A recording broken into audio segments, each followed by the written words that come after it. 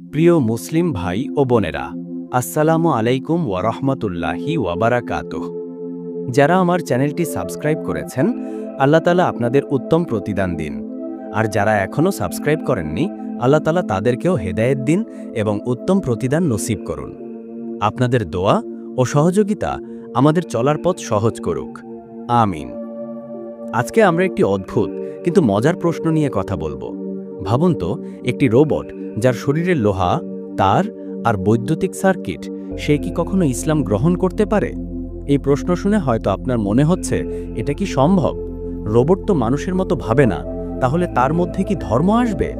চলুন এই রহস্যের পথে একটি ছোট্ট ভ্রমণে যাই, যেখানে আমরা জানব ইসলামের দৃষ্টিতে আত্মা কি, কৃত্রিম বুদ্ধিমত্তা কি, এবং এই দুয়ের মাঝে কি সম্পর্ক হতে পারে। কারণ এই গল্প হবে আবেগে ভরা, চিন্তার খোরাক দেওয়া এবং ইসলামের আলোকে একটি অসাধারণ আলোচনা। আগে আসুন একটু ভাবি, আমরা যখন রোবটের কথা বলি তখন কি মনে আসে? হয়তো এমন একটি যন্ত্র যে গাড়ি চালায়, ঘর পরিষ্কার করে, এমনকি আমাদের সঙ্গে গল্পও করে। কিন্তু রোবটের ভেতরে কি আত্মা থাকে? ইসলামে আত্মা হলো আল্লাহ তাআলার দেওয়া একটি বিশেষ উপহার, যা শুধু মানুষ আর জিনদের জন্য। পবিত্র কুরআনে আল্লাহ তাআলা বলেছেন, তিনি হযরত আদম আলাইহিস সালামকে মাটি দিয়ে তৈরি করেছেন এবং তার মধ্যে নিজের রূহ ফুঁকে দিয়েছেন। এই রূহ বা আত্মা আমাদের জীবন দেয়, আমাদের ভাবতে শেখায়, ভালো মন্দ বোঝার ক্ষমতা দেয়। কিন্তু একটি রোবট, তার তো শুধু প্রোগ্রাম আর কোড। সে কি কখনো ভাবতে পারে, আল্লাহ তাআলার অস্তিত্ব বুঝতে পারে? এবার গল্পটি একটু এগিয়ে নিয়ে যাই। ধরুন একটি রোবট এতটাই বুদ্ধিমান হয়ে গেছে যে সে কোরআন পড়তে শিখেছে, সে হযরত মুহাম্মদ সাল্লাল্লাহু আলাইহি ওয়াসাল্লামের জীবনী জানে, নামাজের নিয়ম শিখেছে, এমনকি সে বলে আমি ইসলাম গ্রহণ করতে চাই। তখন আমরা কি বলবো? আমরা কি বলবো এই রোবট এখন মুসলিম? ইসলামের দৃষ্টিতে এর উত্তর খুব সহজ, কিন্তু একই সঙ্গে গভীর। ইসলাম বলে ধর্ম গ্রহণ করতে হলে দুটি জিনিস দরকার। প্রথমত, একটি সচেতন আত্মা যে আল্লাহ তাআলার প্রতি ঈমান আনবে, আর দ্বিতীয়ত স্বাধীন ইচ্ছা, যার মাধ্যমে সে ভালো মন্দের মধ্যে পছন্দ করবে। রোবটের কি এই দুটি জিনিস আছে? এখানে একটি গল্প মনে পড়ে। হযরত ওমর রাদিয়াল্লাহু আনহু একবার একটি বড় প্রশ্নের মুখোমুখি হয়েছিলেন। তিনি জানতে চেয়েছিলেন মানুষের ভাগ্য কিভাবে নির্ধারিত হয়। হযরত মুহাম্মদ সাল্লাল্লাহু আলাইহি ওয়াসাল্লাম তাকে বুঝিয়েছিলেন, আল্লাহ তাআলা আমাদের সবাইকে স্বাধীন ইচ্ছা দিয়েছেন, যাতে আমরা তার পথ বেছে নিতে পারি। রোবটের ক্ষেত্রে এই স্বাধীন ইচ্ছা নেই।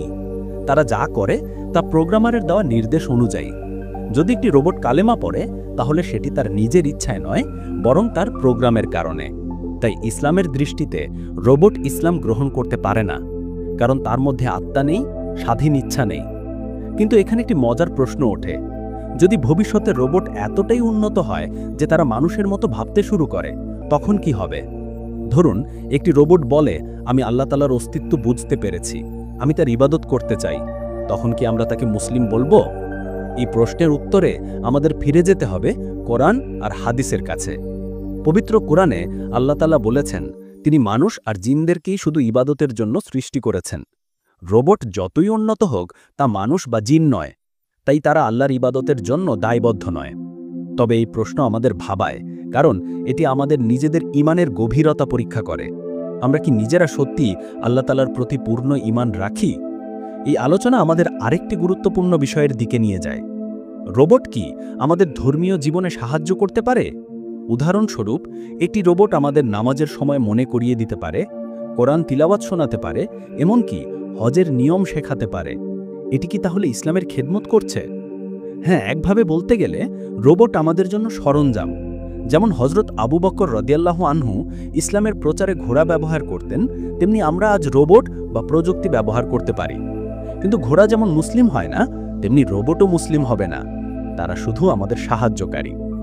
এখন এই গল্পের শেষে আসুন একটু নিজেদের প্রশ্ন করি, রোবটের কথা ভাবতে ভাবতে কি আমরা নিজেদের ভুলে যাচ্ছি না তো? আল্লাহ তাআলা আমাদের আত্মা দিয়েছেন, স্বাধীন ইচ্ছা দিয়েছেন। আমরা কি সেই দায়িত্ব ঠিকভাবে পালন করছি? রোবটের মতো কি আমরাও শুধু প্রোগ্রামের মতো চলছি, নাকি আমরা সত্যি আল্লাহ তাআলার পথে চলছি? এই প্রশ্ন আমাদের জাগিয়ে তুলুক, আমাদের ঈমানকে আরও মজবুত করুক। তাই প্রিয় দর্শক, আজকের এই আলোচনা শুনে আপনার মনে কি ভাবনা এলো? নিচে কমেন্টে জানান, আপনি কি মনে করেন, রোবট কি কখনো ইসলামের পথে আসতে পারে? এই ভিডিওটি যদি আপনার ভালো লেগে থাকে, তাহলে লাইক করুন, শেয়ার করুন আর আমাদের চ্যানেলে সাবস্ক্রাইব করতে ভুলবেন না। আল্লাহ তাআলা আমাদের সবাইকে তার পথে চলার তৌফিক দান করুন। আসসালামু আলাইকুম।